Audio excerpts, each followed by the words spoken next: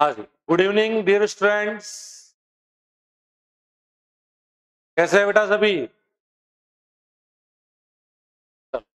Last class में बेटा हमने कॉन्जुगेट और मॉडुलस पे बेस्ड काफी क्वेश्चंस डिस्कस किए थे पिछली 2-3 क्लास में, और हमने अच्छे अच्छे क्वेश्चंस किए थे बेटा। ठीक है, उससे आगे बढ़ते हुए आज अपन एक नए टॉपिक पे चालू करते हैं, geometric representation of complex number. ठीक है, उसके बारे में अपन आज चर्चा करते हैं।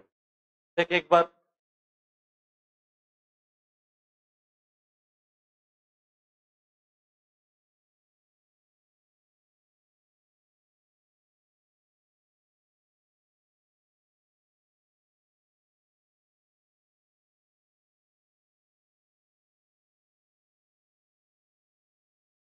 आज देखो, geometric representation of a complex number, सम्मिश्र संख्या का ज्यामितीय निरूपण, geometrical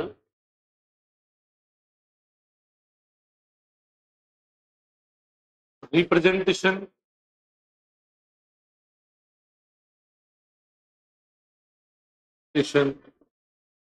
of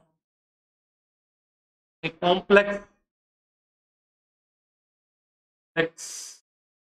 number, geometrical representation of a complex number, एक सम्मिश्र संख्या का ज्यामितीय निरूपण। ठीक है, ठीक है, ध्यान से समझेंगे मेरी बातों को, उसके बाद में आपको टाइम दिया जाएगा उतारने का। ठीक है, देखो आप सभी जानते हैं कॉम्प्लेक्स नंबर जेड को मैं क्या लिखता हूं बेटा, X plus iota Y, real part X, imaginary part Y. ठीक है, कॉम्प्लेक्स नंबर को एक पॉइंट के रूप में भी, टू डायमेंशनल पॉइंट के रूप में, या मैं कहूं कर्मित युग्म, ऑर्डर्ड पेयर, एक पेयर के रूप में भी लिखते हैं, वो ऑर्डर्ड पेयर कहलाता है कर्मित युग्म में।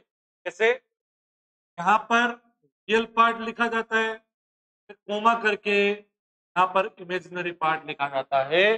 कॉम्प्लेक्स नंबर को एक ऑर्डर्ड पेयर के रूप में भी लिखा जाता है, जहां पर फर्स्ट पोजीशन पे क्या लिखते हैं बेटा, क्या लिखते हैं, रियल पार्ट, और Y imaginary part second position.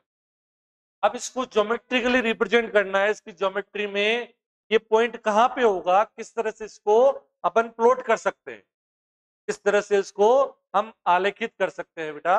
तो देखो, कॉम्प्लेक्स नंबर को ज्योमेट्रिकली रिप्रेजेंट करने के लिए प्लेन होता है बेटा। कैसे? टू डायमेंशनल प्लेन, 2D, जानते हो ना, द्विनिर्देशांक ज्यामिति। एक वर्टिकल लाइन होती है ऐसे, ऊर्ध्वाधर रेखा, एक लाइन होती है बेटा हॉरिजॉन्टल, क्षैतिज रेखा, जो कि एक दूसरे को 90 डिग्री पे काट रही है, लंबवत काट रही है बेटा। ये एंगल जो है बेटा, ये 90 डिग्री का एंगल है, लंबवत काटती हुई। जहां पर ये काट रही है उसको हम ओ से डिनोट करते हैं, ओरिजिन, मूल बिंदु। क्या कहते हैं बेटा? मूल बिंदु ओ। और इसके कोऑर्डिनेट्स होते हैं बेटा 0 0 0 0, इसको ओरिजिन बोलते हैं। इस लाइन पर, इस लाइन पर, क्षैतिज रेखा पर हम इसको डिनोट करेंगे बेटा एक्स को, एक्स को मतलब रियल पार्ट को। ठीक है, इस पर हम एक्स को डिनोट करेंगे। ग्राफ बनाया हुआ ना, यहाँ पर ऐसे छोटे जैसे 0 हो गया, ये 1 हो गया, ये 2 हो गया, ये 3 हो गया, ये 4 हो गया, ऐसे ऐसे इधर वाई, वाई पे ये बताएंगे सारी चीजें। ये तो इस एक्स को क्या बोलते हैं, इस एक्स को बोलते हैं बेटा रियल एक्सिस, वास्तविक एक्स। क्या बोलेंगे बेटा? रियल एक्सिस, वास्तविक एक्स, वास्तविक एक्स। क्लियर बात? क्यों? क्योंकि इस पे रियल पार्ट को रिप्रेजेंट कर रहे हैं बेटा। ये जो एक्स है इस पर हम वाई को डिनोट करेंगे, और इसको बोलेंगे बेटा काल्पनिक एक्स, इमेजिनरी एक्सिस। क्या बोलेंगे बेटा? इमेजिनरी एक्सिस, काल्पनिक एक्स, इमेजिनरी एक्सिस, काल्पनिक एक्स। ठीक है बेटा। अब बात आती है इसी कि भाई सर कॉम्प्लेक्स नंबर को किस तरह से प्लॉट किया जाए। जैसे मैंने लिख दिया बेटा ये 1+2 आयोटा, तो इसको लिखूंगा 1 2, मतलब एक्स रियल पार्ट 1 और इमेजिनरी पार्ट 2। ये मैं यहां पर बना देता हूं, देखो ये बना दिया 1 2 3 4 ऐसे आगे तक। यहां भी मान लेते हैं ये 1 हो गया, ये 2 हो गया, ये 3 हो गया, ये 4 हो गया, आगे से आगे। एक्स की वैल्यू कितनी है बेटा 1, एक्स की वैल्यू 1 यहाँ, ठीक है। ये वाई की वैल्यू कितनी है 2, 1 2, ये 2। यहां से इसके पैरेलल लाइन खींचे, यहां से इसके पैरेलल लाइन खींचे समांतर, और ये जो लाइन मिल रही है जहां पर ये पॉइंट बन गया आपका 1 2, ये पॉइंट क्या बन गया 1 2।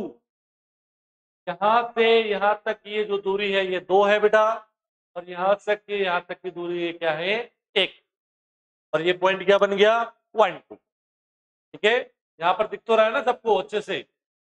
तो इसी तरह से जनरल एक्स और वाई को मान लेते हैं कि जनरल एक्स और वाई कहां पर है। एक बार मैं वापस से इसको मिटा रहा हूं, थोड़ा सा बड़ा करके लिखता हूं इसको, ये यहां पे बनाता हूं, अच्छे से दिखना चाहिए बेटा सबको। मेरे कहने का मतलब ये अपना ओरिजिन हो गया, ओ के कोऑर्डिनेट्स हम 0 0, ये हमारा एक्स एक्सिस बोलते हैं इसको रियल एक्सिस, इसको इमेजिनरी एक्सिस बोलते हैं बेटा। रियल एक्सिस वास्तविक एक्स, रियल एक्सिस, ये काल्पनिक एक्स है बेटा, काल्पनिक एक्स, इमेजिनरी एक्सिस। ठीक है, इस पूरे प्लेन को, इस पूरे समतल को बोलते हैं बेटा जेड समतल, सम्मिश्र समतल, और सारे नाम है आर्गन समतल। देखो इधर आर्गन समतल,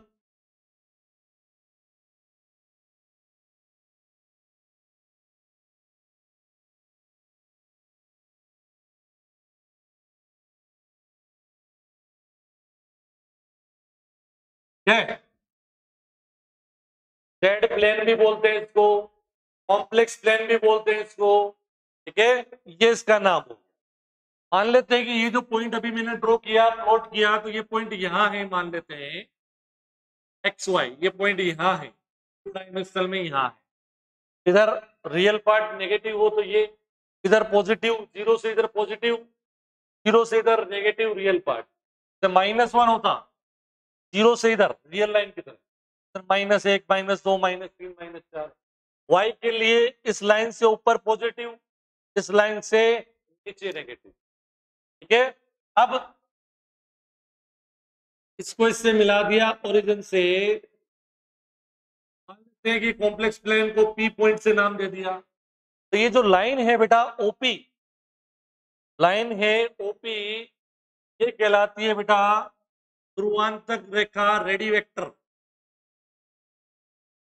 रेडी वेक्टर ध्रुवांतर रेखा है। इसकी जो लंबाई होती है बेटा, इसकी जो लेंथ होती है वो किसके बराबर होती है, ओपी की जो लेंथ होती है बेटा वो बराबर होती है मोड ऑफ जेड के। ओपी की जो लेंथ होगी बेटा, पहला पॉइंट, ओपी की जो लेंथ होगी वो किसके बराबर होगी, कॉम्प्लेक्स नंबर के मॉडुलस के बराबर, कॉम्प्लेक्स नंबर के मॉडुलस ऑफ ए सेट। ठीक है बेटा, यहां तक बात समझ में आई। पॉइंट प्लॉट कर दिया हमने, उसको ओरिजिन से मिलाया, मूल बिंदु से मिलाया।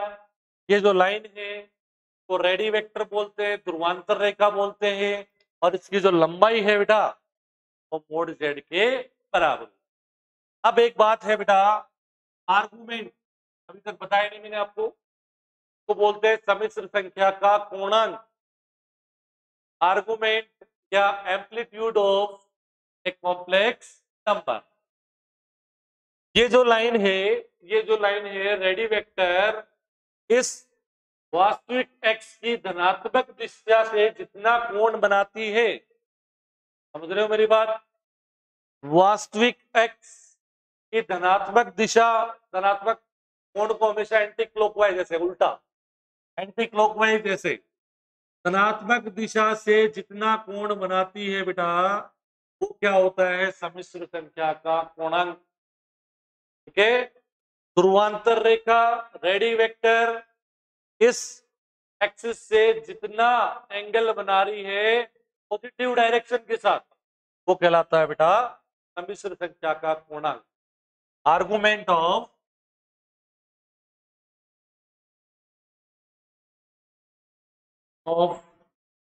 एक कॉम्प्लेक्स नंबर z। ठीक है, क्या होता है बेटा? tan inverse of y upon x, मतलब tan inverse of imaginary part of z upon real part of z। ठीक है, tan inverse of imaginary part of z upon real part of z। ये दो चीजें अच्छे से समझ में आ गई क्या? दो चीजें अच्छे से समझ में आ गई क्या सबको? बताएं फटाफट से, फटाफट बताएं। उसके बाद में अपन ये आर्गुमेंट कैसे फाइंड आउट किया जाता है उसके बारे में लिखेंगे बेटा। आर्गुमेंट किस तरह से फाइंड आउट किया जाता है उसके बारे में अपन जानकारी लेंगे, पूरा डिटेल में बताएंगे इसको। आर्गुमेंट के क्या क्या मान हो सकते हैं, कैसे हो सकते हैं ये तो मैंने जनरली बताया है कि ये लाइन रियल एक्सिस की पॉजिटिव डायरेक्शन से जितना एंगल बनाती है बेटा, वो क्या कहलाएगा? का आर्गुमेंट, पूर्णांक बोलते हैं हिंदी में। ठीक है, तो ये हो गया बेटा ज्योमेट्रिक रिप्रेजेंटेशन। यहां से मैं अगर यहाँ पे परपेंडिकुलर बेटा, अगर इस पॉइंट को m नाम दूं मैं, तो ये P से m तक की दूरी तो हो गई बेटा y, और O से m तक की ये जो दूरी है बेटा, डिस्टेंस जो है, ये हो गई बेटा x। आपने समकोण त्रिभुज पढ़ा है, राइट ट्रायंगल, और राइट ट्रायंगल में ये 90 डिग्री है बेटा।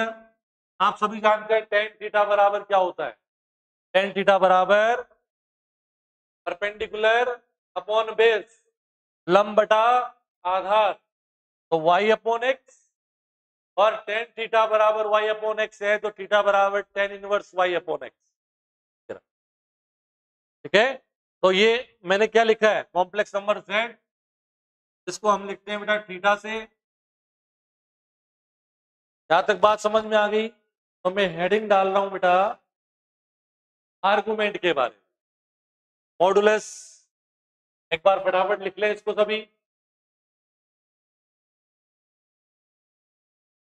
फटाफट लिख ले। उसके बाद में अपन इसको आगे बढ़ते हुए सॉल्व करेंगे।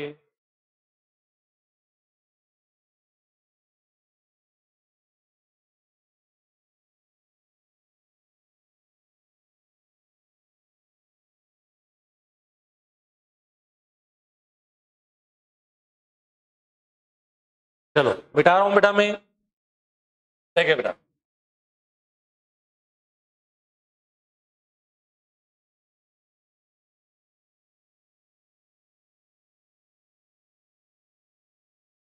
पूर्णांक को इंग्लिश में दो नाम से बोलते हैं बेटा, पूर्णांक को इंग्लिश में दो नाम से बोलेंगे।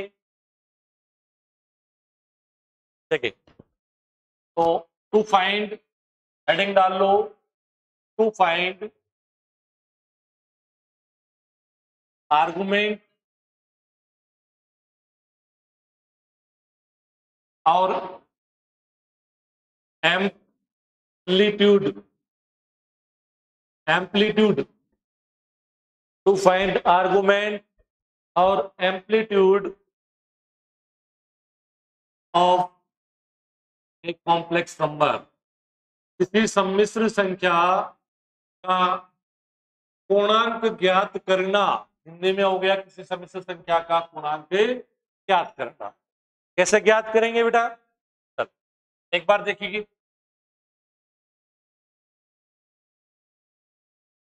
आपने 2 डायमेंशनल ज्योमेट्री पढ़ा हुआ होगा। ये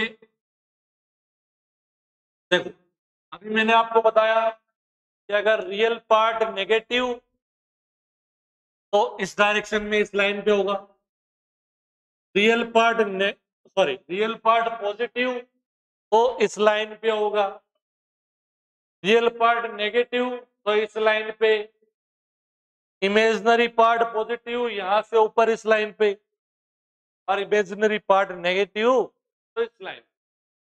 तो कोई पॉइंट जिसके लिए रियल पार्ट भी पॉजिटिव, इमेजिनरी पार्ट भी पॉजिटिव, एक्स भी पॉजिटिव, वाई भी पॉजिटिव, तो वो कौन सा क्वाड्रेंट होता है? इसको बोलते हैं प्रथम चतुर्थांश। प्रथम चतुर्थांश, first quadrant, first quadrant.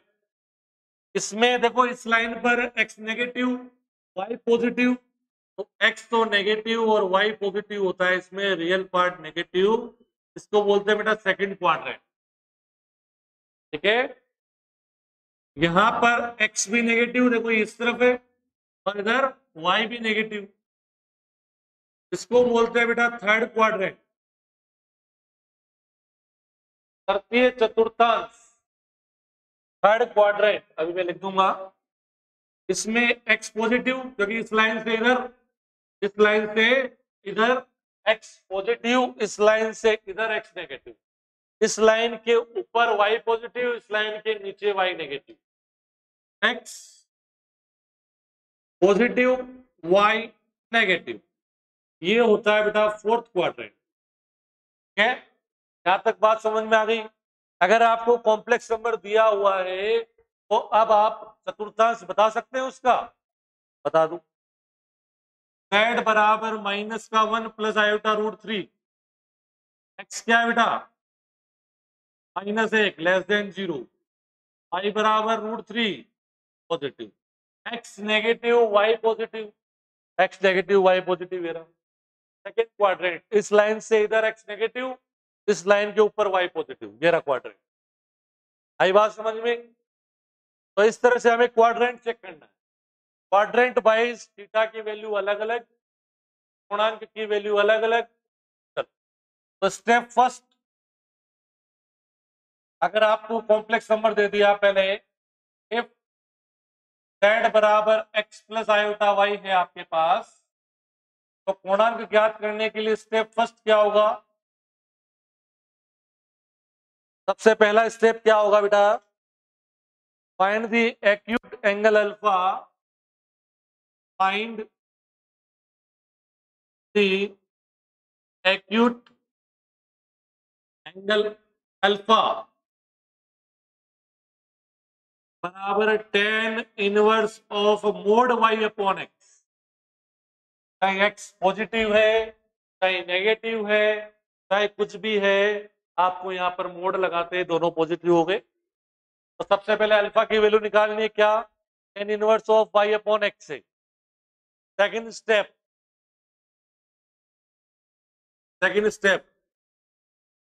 Step number second, determine the quadrant, determine the quadrant, quadrant मतलब चतुर्थांश, quadrant of Z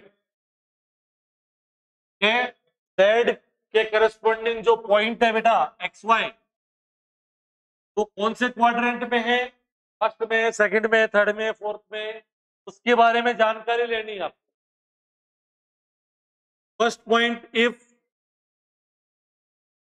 Z lies in first quadrant, अगर जेड प्रथम चतुर्थांश में है, मतलब एक्स और वाई दोनों पॉजिटिव है, तो इसका पूर्णांक थीटा की वैल्यू होगी बेटा अल्फा के बराबर। थीटा बराबर क्या होगा? Alpha. Second, if Z lies in second quadrant, अगर जेड तृतीय चतुर्थांश में लाई करता है, तो उसके लिए क्या हो जाएगा बेटा, थीटा का मान होगा बेटा पाई माइनस अल्फा। थीटा का मान क्या होगा बेटा, पाई माइनस अल्फा। यहां से देखिए बेटा एक बार, चल लिख रहा हूं third point, if z lies in third quadrant, तीसरे चतुर्थांश में अगर z लाई कर रहा है तो उसके लिए थीटा की वैल्यू हो जाएगी बेटा minus pi plus alpha, minus pi plus a alpha. और चौथा, अगर z lies in fourth quadrant then theta बराबर होगा बेटा माइनस अल्फा। थीटा बराबर क्या होगा, माइनस अल्फा। तो यहां पे लिख दूं मैं, पहले क्वाड्रेंट में है तो थीटा बराबर अल्फा, सेकंड क्वाड्रेंट में थीटा बराबर pi minus alpha, third quadrant में थीटा बराबर माइनस पाई प्लस अल्फा, और फोर्थ क्वाड्रेंट में थीटा बराबर माइनस अल्फा। ठीक है बेटा, तो ये हमारा प्रोसेस रहेगा आर्गुमेंट एम्पलीट्यूड पूर्णांक ज्ञात करने की विधि ये है। ठीक है, अभी एक इंपॉर्टेंट चीज और लिखवाऊंगा, फटाफट से इसको लिख ले बेटा। ठीक, फटाफट से इसको लिख लें।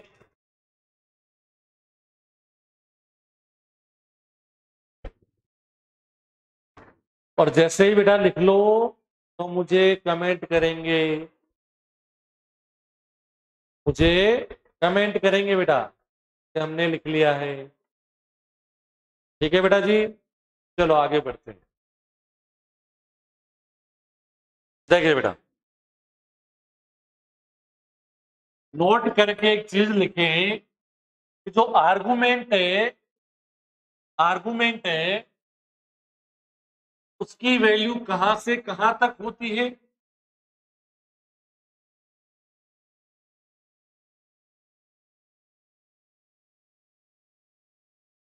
और उसके बाद में आर्गुमेंट पे बेस्ड अपन क्वेश्चन करेंगे। ठीक है, नोट करके एक चीज लिखेंगे,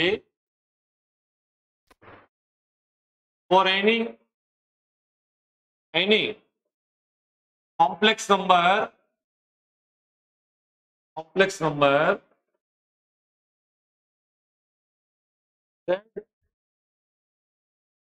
for any complex number z, the argument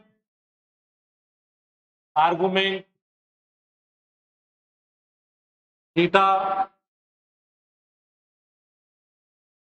lies between the lies as minus pi से लगा करके प्लस पाई के बराबर या उससे कम। This value of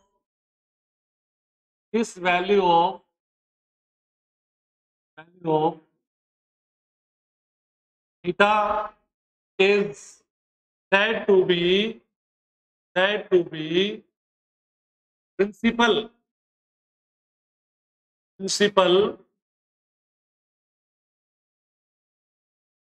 argument. This value of theta is said to be principal argument. क्या बेटा, प्रिंसिपल आर्गुमेंट। यहां तक बात समझ में आई। मुख्य कोणांक बोलते हैं बेटा इसको, क्या बोलते हैं, मुख्य कोणांक। मुख्य कोणांक की जो वैल्यू होती है वो माइनस पाई से प्लस पाई के बीच में, तो इस वैल्यू को बोलते हैं बेटा मुख्य कोणांक। कैसे देखो कैलकुलेट करना है, यहां से यहां पाई तक थीटा की वैल्यू, और पाई के बाद में आए अगर तो फिर ऐसे, ये तो हो गया पॉजिटिव डायरेक्शन। अगर थर्ड और फोर्थ क्वाड्रेंट में है तो उसको फिर क्लॉकवाइज देखा जाएगा, ऐसे क्लॉकवाइज, ये नेगेटिव डायरेक्शन हो, क्लॉकवाइज। तो इधर आएंगे तो यहां से यहां तक पाई हो गया बेटा, ये माइनस माइनस हो गया नेगेटिव, और यहां से यहां तक 0 से पाई। इस लाइन पे थीटा बराबर 0 होता है, इस लाइन पे थीटा बराबर π/2। तो कहां से कैलकुलेट किया जा रहा है, यहां से यहां तक का कोण कितना हो गया, π/2। इस लाइन पे थीटा बराबर -π, सॉरी +π, इस पे थीटा बराबर माइनस के π/2, वापस से थीटा बराबर 0। तो -π से बड़ा होना चाहिए आर्गुमेंट, और +π के बराबर या उससे छोटा। अगर ऐसा नहीं है तो कैसे लिखेंगे, देखो फर्स्ट नोट हो गया, if the value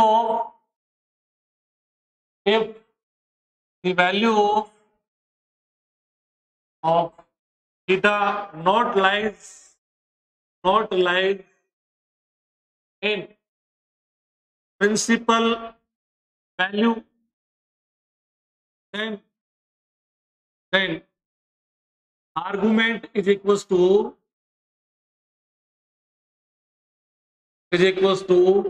theta minus 2π, समझ में आ गई बात। अगर पाई से ज्यादा आ रहा है, पाई से ज्यादा आ रहा है मान आर्गुमेंट का, तो उस थीटा में से 2π को घटा दीजिए, उस थीटा में से 2π को घटा दीजिए, वो क्या आ जाएगा आपका आर्गुमेंट आ जाएगा। समझ में आ गई बात अच्छे से, ठीक है। तो ऐसा कर सकते हैं, ऐसा कर सकते हैं हम। जैसे यहाँ पे कोई पॉइंट है तो उसके लिए आर्गुमेंट आप देख रहे हो कैसे ना, क्लॉकवाइज एंटी क्लॉकवाइज देखा जाएगा, ठीक है। यहाँ पे कोई है पॉइंट, यहाँ पे कोई पॉइंट है, उसके लिए यहां तक देखेंगे, पाई से ज्यादा हो जाएगा बेटा अगर पॉजिटिव डायरेक्शन से देखेंगे, तो ये नेगेटिव डायरेक्शन से सीधा देख लेंगे, यहाँ से ये नेगेटिव हो जाएगा। समझ में आई बात।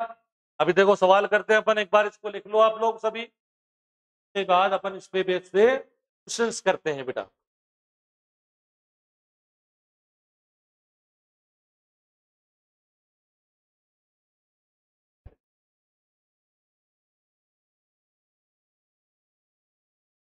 ठीक है, आर्गुमेंट में आप 2π जोड़ते जाएं बेटा, तो पॉइंट वहीं आ जाता है, ठीक है, तो घूम फिर के वहीं आ जाता है, क्योंकि ये टोटल कितना है, टोटल ये कितना है 362π, पाई का मान जानते हो ना कितना होता है, 180 डिग्री, 2π हो गया 360 डिग्री। ये जो है आपके पास, ये पूरा एक चक्कर यहां से लेकर चालू करें हम, तो यहां से यहां तक ये कितना कोण हो गया टोटल 2π। समझ में आ गई बात। अगर मैं यहां से चालू करूं, इस लाइन से यहां से, तो वापस अगर यहाँ पे आते हैं हम, तो ये टोटल 2π हो गया। तो अगर आर्गुमेंट में 2π जोड़ दिया जाए तो वापस वहीं के वहीं पहुंच गया, वो की वही वैल्यू आ गई। समझ में आ गई बात।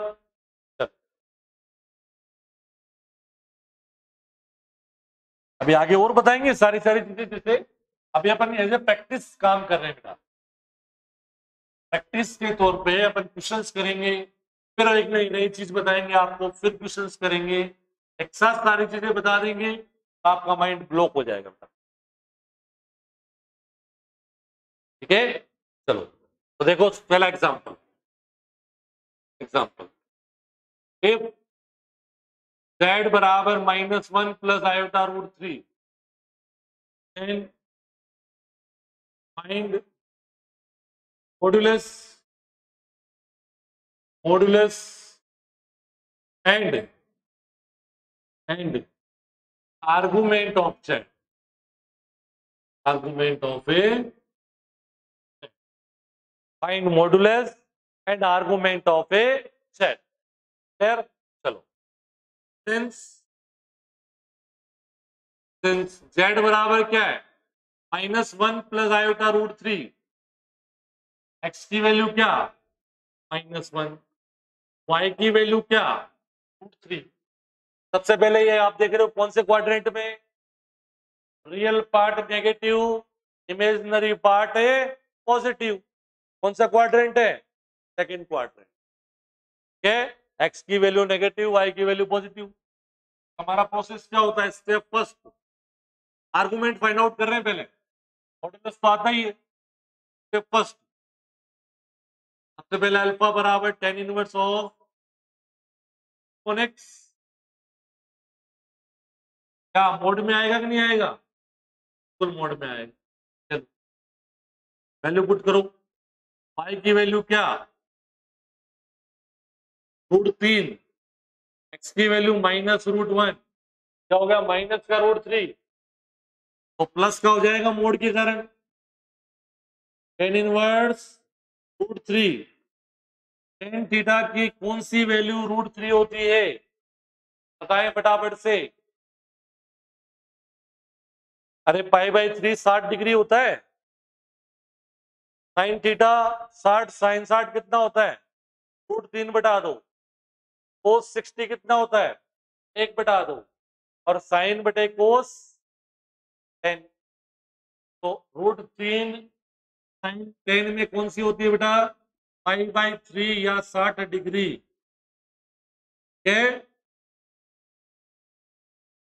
सेकेंड स्टेप, क्वाड्रेंट कौन सा बेटा, सेकेंड क्वाड्रेंट, क्योंकि since z lies in second quadrant, second quadrant है तो आर्गुमेंट थीटा बराबर, अभी फॉर्मूला लिखवा है बेटा, थीटा बराबर पाई माइनस अल्फा।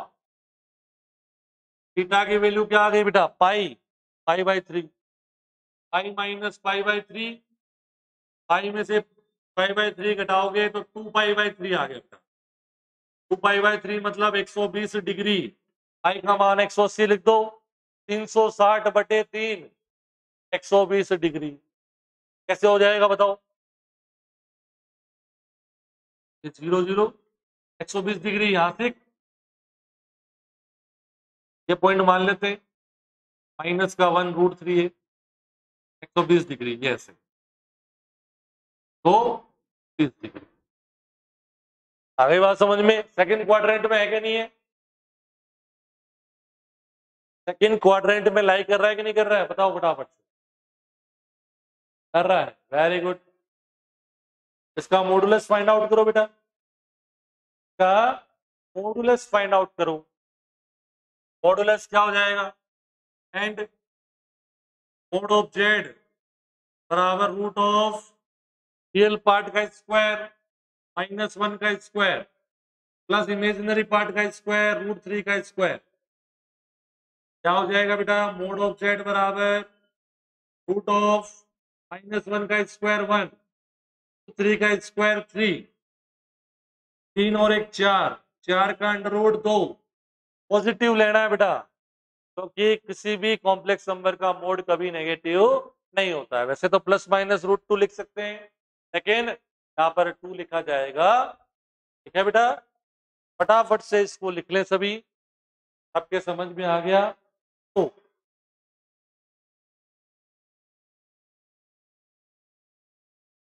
आसान है कि नहीं है, अरे आसान है कि नहीं है,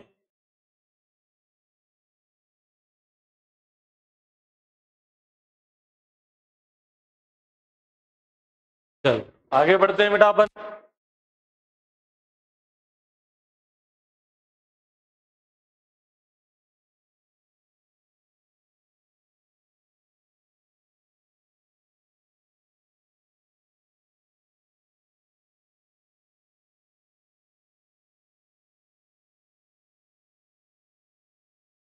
देखिए बेटा, देखिए मैं लिख रहा हूं, क्वेश्चन लिख रहा हूं एक और, find find the arguments of देखो, एक चीज और मैं बताना भूल गया आपको, थीटा को आर्गुमेंट को शॉर्ट में ऐसे भी लिखते हैं बेटा, थीटा को आर्गुमेंट को आर्गुमेंट ARG ऑफ जेड, इससे डिनोट करते हैं बेटा, ठीक है। जैसे RE of Z, real part of Z, IM of Z, imaginary part of Z, ठीक है। Mode of Z, modulus of Z, ARG of Z, argument of Z, सम्मिश्र संख्या का पूर्णांक ARG ऑफ जेड से लिखते हैं बेटा। तो find the argument of following complex numbers, complex numbers, चलो देखते हैं बेटा।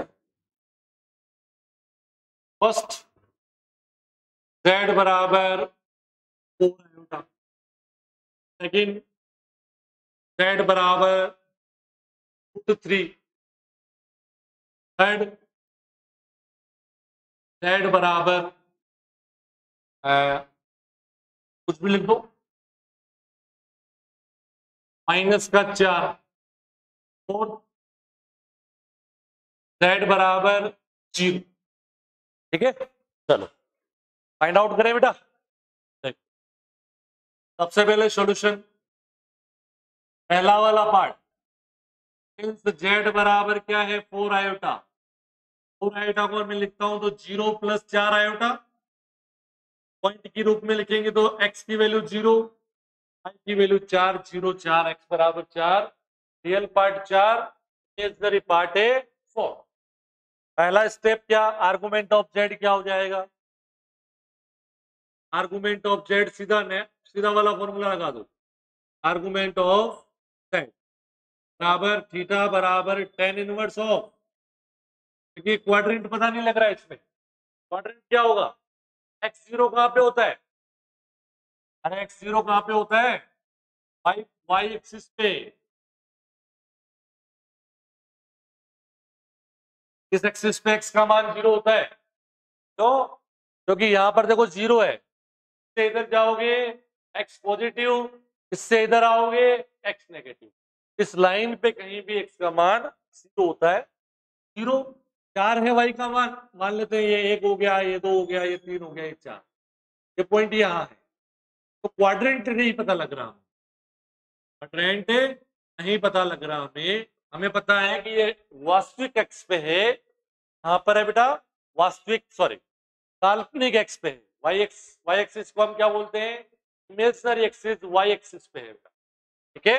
चलो तो y upon x tan inverse y 4/0, ठीक है, तो क्या हो जाएगा, आर्गुमेंट ऑफ z बराबर 4/0, फाइनाइट निर्धारित नहीं है बेटा, ये फाइनाइट अनिर्धारित रूप है, अभी भी किसी भी फ्रैक्शन की डिनोमिनेटर हर का मान 0 हो जाए तो वो निर्धारित नहीं है, उसको हम एट इन्फिनिटी कहते हैं।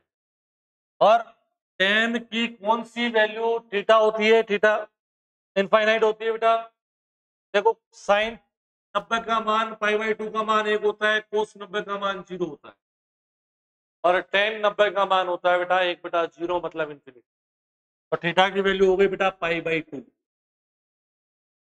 थीटा की वैल्यू क्या आ गई π/2, ठीक है। मतलब क्या कि अगर कोई भी पॉइंट इस पर है बेटा, positive line of imaginary axis वास्तविक सॉरी काल्पनिक एक्स की धनात्मक दिशा में है, तो उसके लिए थीटा का मान क्या हो जाएगा π/2, कहीं भी हो कोई भी पॉइंट, उसके लिए एक्स की वैल्यू 0 होगी, y की वैल्यू कुछ भी हो कोई बात नहीं, अनंत ही आएगा, कहीं भी हो इस लाइन पे ऊपर धनात्मक दिशा, ठीक है। सेकंड देखिए, क्या हो जाएगा, z बराबर सिंस z बराबर क्या है √3 को मैंने लिख दिया 0 आयोटा करके जोड़ दी, पॉइंट हो गया x बराबर √3, y बराबर, और थीटा की वैल्यू क्या आ जाएगी, आर्गुमेंट ऑफ z बराबर tan inverse of y upon x, root y की वैल्यू क्या है 0, की value √3, tan inverse 0, tan inverse 0। अब आप देखो कहां पे ये √3, z बराबर √3 0, y का मान 0।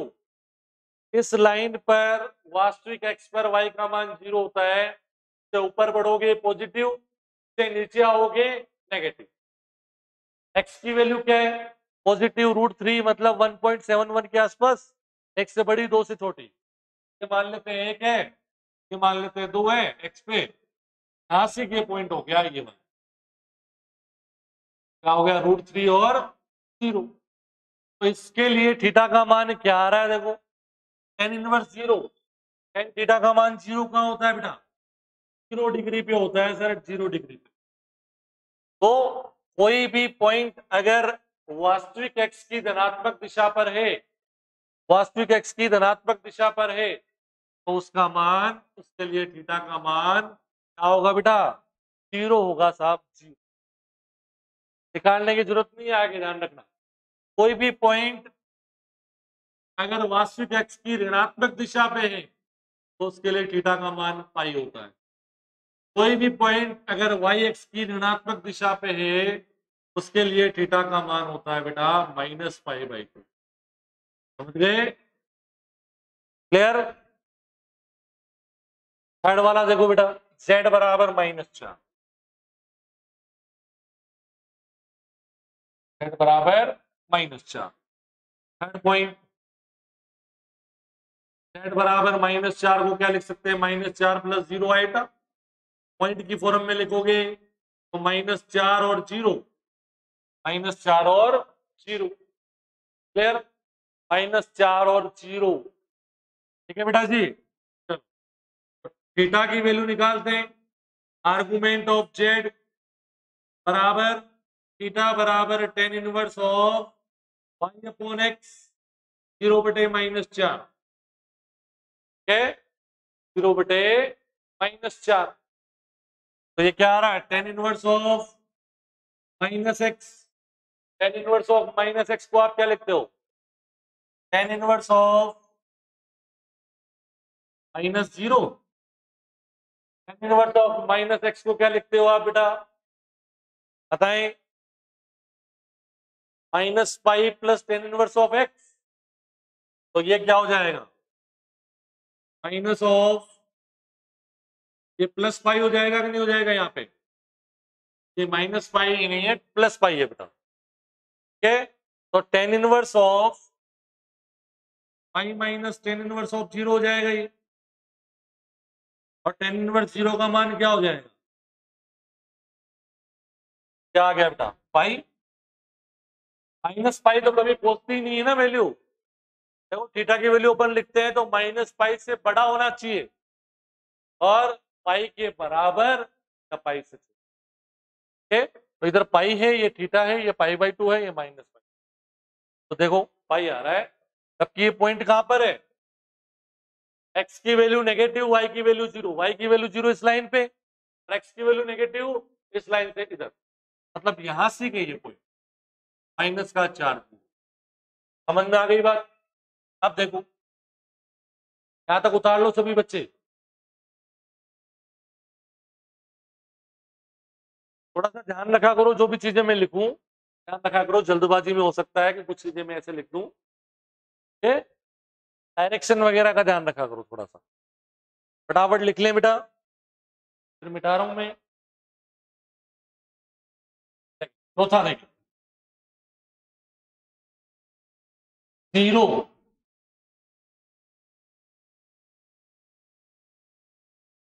z बराबर 0।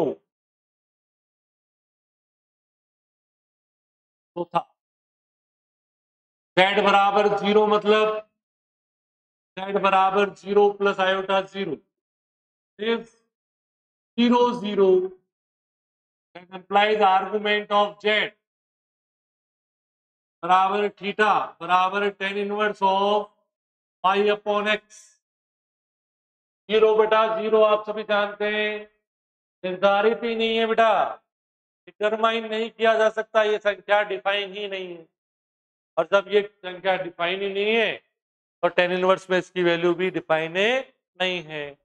तो 0 0 मतलब मूल बिंदु, ओरिजिन।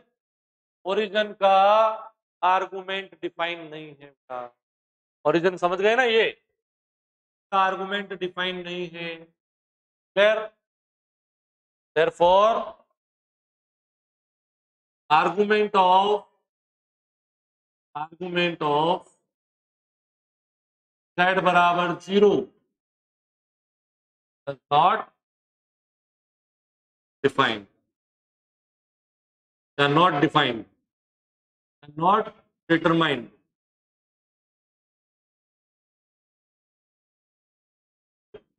ठीक है बेटा, निर्धारित नहीं है, कैलकुलेट नहीं किया जा सकता।